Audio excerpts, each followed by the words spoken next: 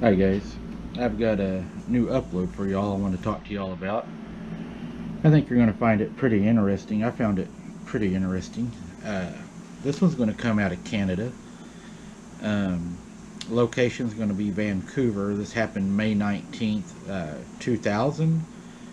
The witness was Dr. Arthur Gostin. He was a dentist. The moon was a waning gibbous, imagine that. And the creature blamed for this was a Bigfoot. Uh, let's see. There have been a lot of people in this area, and they were talking about seeing a large creature running around. Okay, it had been reported a lot, but there's something weird to this report, and I think a lot of you is going to find it pretty interesting. I found it pretty interesting. More than 24 people claim to have seen a human youngster dressed in animal skins and loping along beside a towering man beast. Investigators, now this is the local authorities and investigators, believe the child may have been a survivor of a plane crash that occurred in the area 11 years ago. They believe Bigfoot raised him from childhood. The baby that was in the airplane crash whenever this happened in 1989, 11 years ago, is what the article is saying. Uh, he would have been 1 years old at the time. Now there was people on board the aircraft that did not survive. Dr. Rob Warrior, a zoologist involved in the hunt for the forest creature, suggests that Bigfoot is not a shambling monster depicted, but is capable of nurturing behavioral and compassion. I believe all these to be dangerous. That's my opinion. I do not trust any of these. I believe that they can give you the impression that they may be gentle, and them not being gentle just may not be them being aggressive at the time. I believe that they are wild animals that should be treated as such. I believe that they can turn on you just like any other wild animal, and I believe that they will at some point. Why he's saying this, I don't know, unless he's working directly with them. I think that's dangerous advice to give because I know that they can be dangerous personally. Uh, I want to tell you a story. Kind of another personal story. I don't like to get into them because I don't want to put them in the book. This just brings it up. There was a child back in the 50s that my granny had told me about. He lived up along the Verdigris River here in Oklahoma, and he lived with his mom, and he had MR. For those of you who don't know it, he was mentally retarded. He would go play in the backyard, and he would run and yell, and he was loud. And the the summer that things really got weird, he started staying out later and later and later and later. And normally he would be back, to eat dinner, and he just kind of had his own routine. Well, he started talking about a friend that he had met, and his mom at the time thought he had, a pretend friend. Well, the pretend friend started teaching him things. For instance, whenever they would eat supper, he would put food in his pockets, take it outside. She thought he was going outside to eat the food, but one of my theories is he was taking food to his friend. Whenever the moon would become almost full, he would go outside at night, which he never done, and would holler at the moon, is what she said. She said, holler? I'm wondering if he wasn't trying to howl at the moon. Eventually, it got to where he was coming back later and later and later. And then one night, it would be late, so she started leaving his plate on the back steps. And he would come and eat his plate and play with his friend until one night he didn't come home. Now, she later stated, and they done a huge search for him, police and, game wardens and all that, never found him, but she said on the full moon nights, she could hear him hollering at the moon in the woods, and that continued for many, many years. So they will take your children, and maybe it didn't kill him, maybe it did, and it was mimicking him, trying to lure her to the woods. I don't trust these things. I believe they're sinister. I think it probably, in my opinion, probably eventually killed the young child, and it wasn't him for them years. I believe it was it mimicking him. Uh, it's just, these things are smart, and they'll lure you out there. She lived there alone in the middle of nowhere, and you got to know where we're at. This Verdigris River is in the middle of nowhere. If she'd have went out there and it would have got her, they may not even ever found her, especially in the 50s. But anyways, Dr. Gostin was camping in the Rockies with his family when they first spotted the boy. They described him as lean and wiry with long matted hair in late March. And this is by eyewitnesses also that had seen the boy.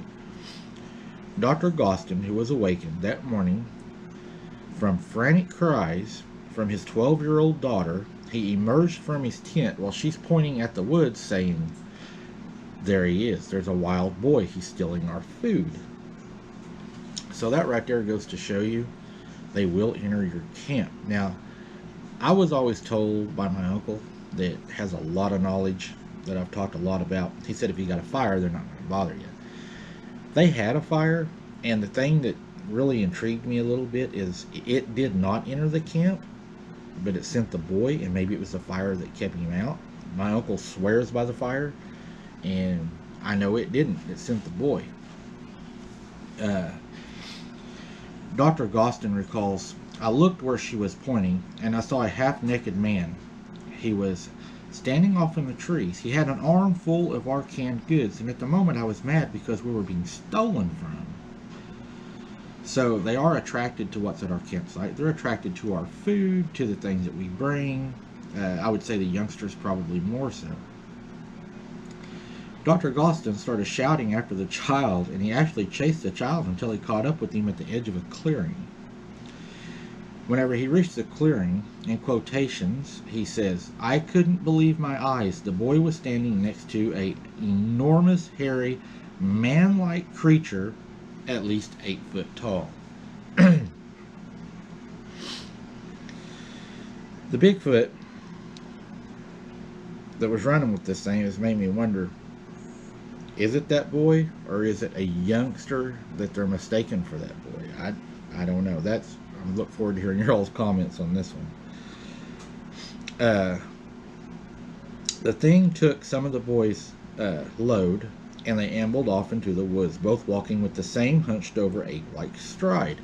He said the young, blonde-haired, child-looking boy was walking with that bent-over gait the same way it was walking. Now, I had an encounter fishing with my mom, and it happened at a location where we did have something come up on us. It acted non-human. It walked non-human. It made non-human noises, and it walked bent over with that long stride and that gait of being bent over, because we even talked about how it looked like it, walked like a hunchback or maybe had a hurt back. It did start to approach us that night. I did draw my weapon on it, and I told it that I would make it have a very bad night if it kept continuing toward us. It had to understand what I was saying, because as soon as I said that, it let out the most evilest laugh you've ever heard, and it turned around and walked off. We loaded our stuff into the truck because it stayed in the trees and we could hear it walking in the trees, so we knew it was stalking us. It was eerie. And as we're driving out, we're in my pickup truck, and my mom says, because where we go, we have to go through these tight trees, and you gotta make these tight turns, and there's these big drops and everything in the middle of nowhere where we fish. She starts to say, "Don't be surprised if it doesn't try to get in the door." It ran up, hit the side of my truck, and tried the door. It tried to get into our truck that night. So it makes me wonder about how it's walking, and imagine how that child's walking and being with them is something I just wanted to share. I thought you might find interesting. Since that sighting had happened, there's been 33 people that have reported seeing the wild boy with what they believe to be a Bigfoot. It's a lot of witnesses. But what's cool, and I think gives the story a lot of credibility, is the witnesses have included a clergyman, forest rangers, and the Royal Canadian Mounted Police have all seen this. In many cases, the mismatched duo have been seen exchanging guttural sounds as if talking.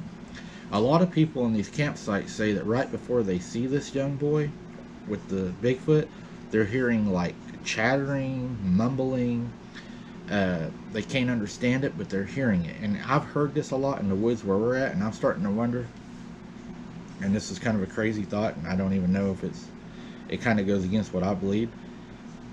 Are they stealing kids and running with them, and is that the feral people? Just, I mean, I don't know. It's freaky. I always, I didn't think they did, but I thought when they stole the children, they were probably eating them and killing them, and that's why we find the bodies. I don't know. I look forward to your all's comments on that one too. This is kind of an out there one for me, and I figured you all would really interact with this one because it's pretty wild. I mean, it goes against a lot of what I've thought, but we're here to learn, and if we don't leave our mind open, then we're not going to be able to learn different things, and different things can lead to answers.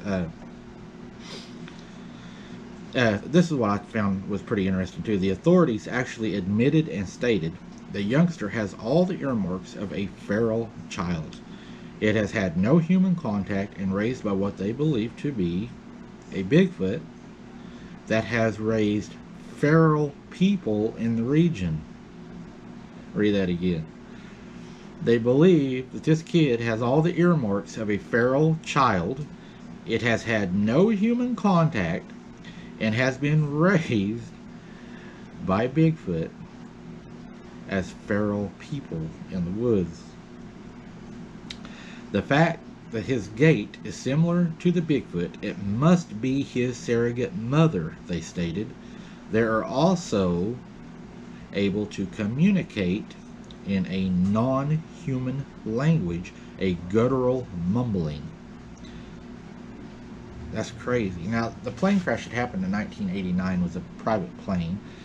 There was a pilot and 4 passengers were dead, including the young mother, Madeleine Deswire, I believe is how you pronounce her name. She was French. Her baby was 1-year-old infant at the time. Everybody's body was discovered except for the child. Authorities actually believe that the child was raised by Bigfoot and or possible feral people. I'm starting to wonder, did they even see a Bigfoot? Or was this a large feral person? That, I don't know. Man, this story really brings a lot of questions. A lot of you Canadians will probably have a lot more information on this than what I do. I tried to dig to find the plane crash up where y'all are at, and I even contacted some of my contacts, and getting information out of Canada was a little hard for us. So if y'all have any information on the plane crash and have a picture of her and her child, and you can post it maybe on the Facebook page we have, Abnormal Investigations, man, that would help a lot, because I would love to see the child, to see if it even had blonde hair, or even the mother, to see if she had blonde hair. That would answer a lot of questions. It would be interesting to know if these things that are large like that and hairy like that and everything, that maybe not all these are Bigfoot, maybe some of these are feral people. I know there was an incident around here that I was involved in with Sarah and Kaylee at the time, and a person climbed over the side of a bridge and tried to stop our vehicle. He by no means looked like he belonged where he was at. The answers he gave made no sense. So if you're out alone, guys, just be careful. Don't take chances. You don't know who's down in them woods or what they're up to, or if you run into something like that, just call the police. That's their job. They'll go check it out. That's what they're paid for, trained to do. We were trained to do a lot of those things. They're better equipped to do it.